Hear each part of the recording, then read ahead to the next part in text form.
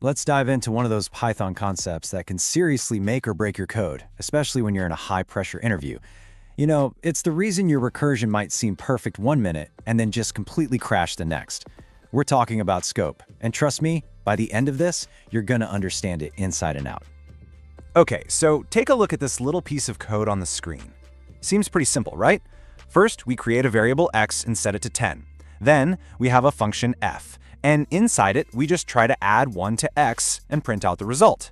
So, if we run this, what do you think we're gonna see? Most people would bet on 11. Makes sense. But here's the thing. This code doesn't print 11. It actually doesn't print anything at all. It just crashes. And if you don't get why it crashes, you are going to hit this wall over and over again, especially as you start writing more complex stuff. This is the error that pops up, unbound local error. And pay close attention to that keyword right there, local. Python is telling us that a local variable x was used before it was ever given a value.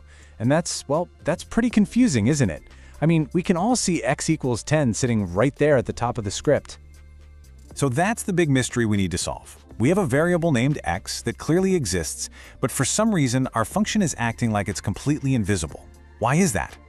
Well, the answer is all about understanding what Python really means by variables and scope. So let's break it down.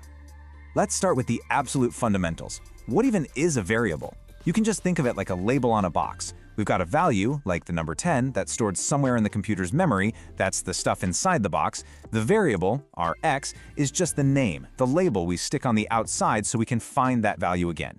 The tricky part isn't the label itself, but figuring out from where Python is allowed to see that label. And that's exactly where the idea of scope comes into play.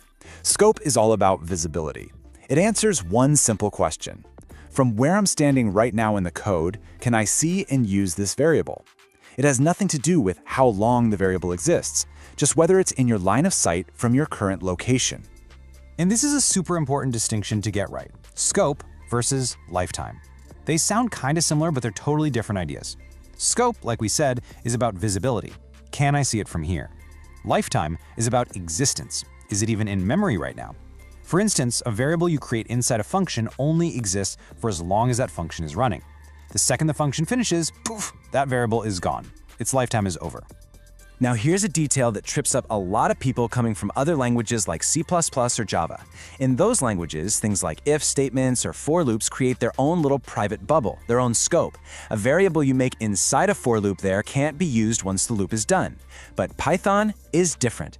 Python is function scoped. That means only things like functions, classes, or whole modules create a new scope. So if you make a variable in a for loop, you can totally still use it after the loop is finished. Okay, so with that background, let's pull out the map of Python's variable universe. And the good news is, it's actually pretty simple. There are only 4 places, 4 distinct scopes, where Python will ever bother to look for a variable. Every single variable in your entire program lives in one of these 4 spots. And here they are. First, you've got the local scope. That's everything inside the function you're currently in. Then there's the enclosing scope, which kicks in when you have functions inside of other functions. Next is the global scope, which is the main top level of your script. And finally, you have the built-in scope, which is where all of Python's default functions like print or len live. Let's see how these all fit together with an example. Imagine we're right at that print statement inside the inner function. When it needs to find the variable z, it finds it right there, in its own backyard. That's the local scope. When it looks for y, it doesn't find it locally, so it takes one step up to the function that contains it, outer. That's the enclosing scope. And finally, when it looks for x, it's not an inner, it's not an outer, so it looks all the way to the top level, the global scope, and finds it there. Now, this search process isn't random at all. Python follows a very strict, unchanging order every single time it looks for a variable.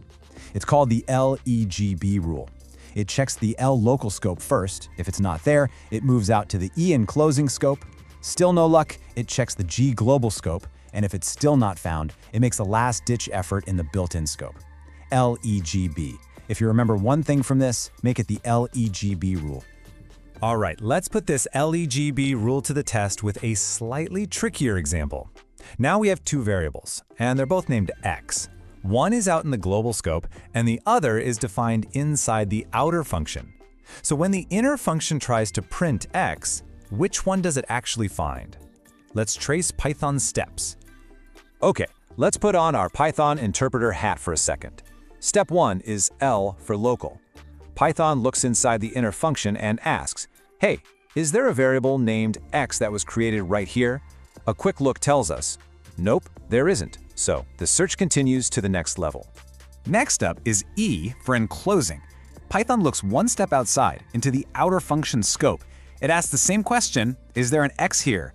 And this time, bingo! It finds x equals enclosing. Now this is the most important part.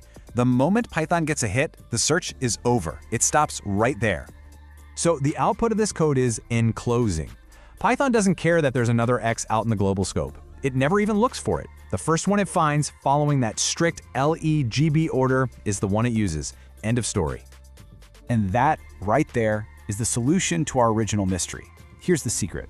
When Python first reads your function definition, before it even runs it, it makes a note of all the variables that are assigned a value inside that function. So when it scanned our function and saw x equals x plus 1, it saw an assignment to x. Because of that, it immediately labeled x as a local variable for that entire function. So later, when the code actually ran and tried to read x from the right side of the plus sign, it was looking for a local x that hadn't actually been created yet. And that's exactly why we got the unbound local error. You know, we've talked a lot about local and global scope, but what's the deal with this enclosing scope in the middle? It might seem like just an extra layer of complication, but it's actually the secret sauce behind some of Python's most powerful and elegant features. The enclosing scope is what makes really cool concepts like closures possible. Those are basically functions that have a memory of the environment where they were created. It's also the magic behind decorators, which let you wrap up and modify other functions. It's how we give functions a way to hold on to information, or state, without having to resort to using global variables, which can get really messy really fast. Okay, so let's quickly recap the absolute must-knows from this first part. First, scope is all about visibility. Where can this variable be seen? Second, remember that Python is function-scoped, not block-scoped like some other languages. Third, the golden rule is the LEGB search order. Python follows it every single time. And finally, that weird enclosing scope is actually your key to unlocking some really advanced and safe coding patterns. So, we now know the rules of the road for how Python finds its variables. But what if we want to change those rules? What if we do want a function to modify a global variable, or reach out and change a variable in that enclosing scope? Well, that's where special keywords like global and nonlocal come into the picture, and that is exactly what we're going to tear into in the next part.